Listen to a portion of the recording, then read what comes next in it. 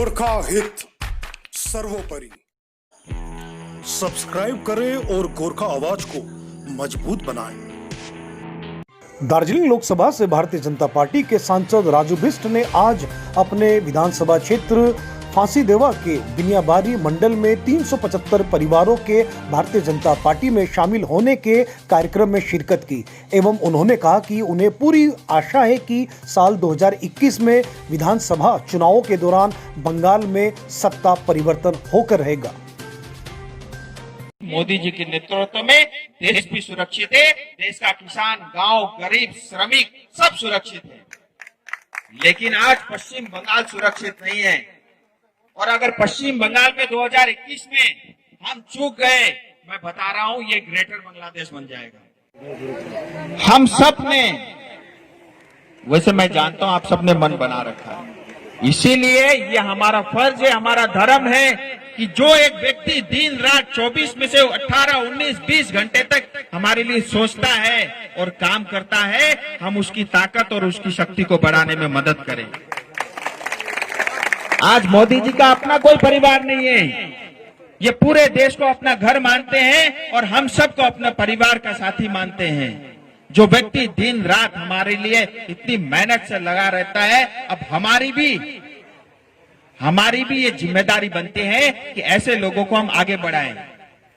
चुनाव के समय में, ये जो बारिश के समय में मेढक निकलते हैं, इसी तरह नेताओं की भरमार लगेगी अभी और बहुत सारे टीएमसी के और सीपीएम के मेढक जो है सड़कों में घूमेंगे और वोट से ठीक पहले आपको लालच भी देंगे, आपको दारू पिलाने की भी कोशिश करेंगे। जो बेचारा कभी जिंदगी में दारू नहीं पीता, उसको भी दारू पिलाया जाता है इलेक्शन के समय। आपको खस्सी बोलते हो ना गोरखाली में, खस्सी भी आपको काट काट के खिलाएगा, मुर्गा भी खिलाएगा। एक बार ये दारू और ये खस्सी और मुर्गा खाओगे, 5 साल के लिए आप दुख पाओगे। बुद्धिमानी से ये भविष्य सिर्फ आपका नहीं, आपके आने वाली पीढ़ी और आपके बच्चों का भविष्य बनेगा। अगर हम अपने बच्चों के भविष्य के लिए जागरूक नहीं होंगे तो देखिए फिर भगवान भी कुछ नहीं कर सकता। भगवान भी उसी की सहायता करते हैं जो खुद की सहायता करने के लिए सक्षम हो या सोचता हो। इसीलिए मैं अभी फिर बता रहा हूं, पंचायत चुनाव हो, कैसा भी चुनाव हो, ये जो बारिश के मेढक हैं आएंगे, आपको लालच देंगे, उस लालच में बिल्कुल मत पड़ना। और मैं आपको बता रहा हूं, बीजेपी में कोई भ्रष्टाचार नहीं करेगा। मैं ये मंच में भी सबको बता रहा हूं, संगठन के भी लोग हैं, पार्टी के भी लोग हैं। रखना है हमारा चाल, हमारा चरित्र, ये उनके लिए भी है जो आज भाजपा ज्वाइन कर रहे हैं। हम पैसा कमाने के लिए अगर आप भाजपा आ रहे हो तो मत आओ। अगर आप दूसरों को लूटने के लिए भाजपा आना चाह रहे हो, मत आओ। लेकिन अगर आप साफ मन से सेवा, ये माइक में बहुत अच्छा लगता है, सेवा करना चाहते हो तो आपका खुले दिल से स्वागत है। लेकिन अगर ये बंगाल में हुआ वही था, जितने भी छटे हुए बदमाश गुंडे जो सीपीएम के थे वो टीएमसी में आए, अब वही छटे हुए बदमाश गुंडे बीजेपी में नहीं आएंगे। जो साफ सुथरे छवि के, जिनका चरित्र साफ होगा वही आएंगे। इनके कॉन्ट्रैक्टर काम करते हैं, अब उनको चौबंदी नहीं मिलेगी, इसलिए ये परेशान है।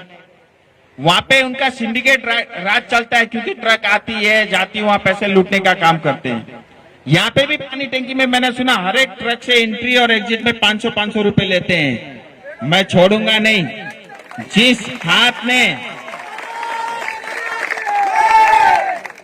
जिस पापी हाथ ने ये 500 रुपए एंट्री और 500 रुपए एग्जिट में पाप करने का ये जो काम किया है, और इस व्यक्ति जितने भी इस तरह के लुटेरे हैं, आप फोटो खींच के रख लेना, वीडियो बना के रख लेना, काफी मेरे पास आ चुके हैं। इन सब का जो है न्याय 21 के बाद हम अवश्य करेंगे, फोटो देख देख के करेंगे। और कोई गुंडा टैक्स मत देना। हम कमजोर होते हैं, इसलिए अगला अपने हमारे ऊपर अत्याचार करता है। कोई भी हम जब हिंदुस्तान में एक समय कमजोर थे तो अंग्रेजों ने हमारे ऊपर राज किया, और आज हम पश्चिम बंगाल में कमजोर है तो 35 साल सीपीएम और 10 साल टीएमसी राज कर रही है। लेकिन जिस दिन हम ताकतवर होंगे, ऐसे घटिया लोग हमारे ऊपर राजनीति और राज नहीं कर सकते। तो मैं बता रहा था, किसानों के हित में ये बिल पास हुआ है, तो एक तो कहीं भी किसान अपना सामान बेच सकता है। दूसरा, कॉन्ट्रैक्ट फार्मिंग, यानी छोटे छोटे किसान कॉन्ट्रैक्ट फार्मिंग करके अपना सामान बेच सकते हैं। उसमें लाभ क्या है? अभी तक जो है छोटे किसान बड़े लोगों से कॉन्ट्रैक्ट नहीं कर सकते थे। अब इस कानून के पास होने के बाद छोटे छोटे किसान आपस में एक समूह बना करके, जिसको एफपीओ बोलते हैं, उसके डिटेल में आपको जानकारी भी देंगे, वो मिल करके कॉन्ट्रैक्ट फार्मिंग कर सकते हैं। अब सीपीएम टीएमसी क्या बोलती है? जमीन चला जाएगा। अरे जमीन का कॉन्ट्रैक्ट ही नहीं है। वो कॉन्ट्रैक्ट तो जो सामान उगाएगा, आलू उगाओगे, प्याज उगाओगे, टमाटर उगाओगे, उसका कॉन्ट्रैक्ट होगा। जमीन कहां से जाएगा भाई? बुद्धू बना रहे, हमको बुद्धू समझ रखा है। तो ये एक ऐतिहासिक काम हुआ है। दूसरा, लेबर बिल। लेबर के अंदर में बहुत सारी सुविधाएं हैं, उसकी मैं व्याख्यान करूंगा तो 1 घंटा लग जाएगा, लेकिन उसमें मुख्य बिंदु मैं आपको बताऊंगा।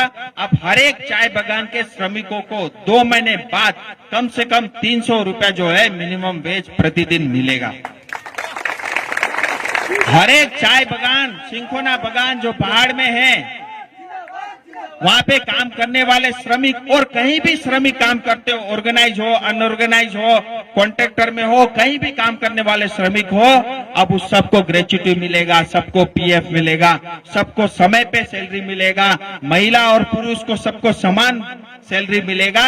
और जितने श्रमिक है उन श्रमिकों के लिए सब जगह जगह पे अस्पताल, ईएसआईसी के अस्पताल बनेंगे। और कोई श्रमिक बीमार होता है, उसका परिवार में भी कोई बीमार होता है, चाहे उसको दिल्ली ले जाना पड़े, चाहे बॉम्बे ले जाना पड़े, चाहे 5 करोड़ रुपए खर्च करना पड़े, तो भी भारत सरकार करेगी। ऐसा कानून अभी संसद भवन में पारित हो गया है।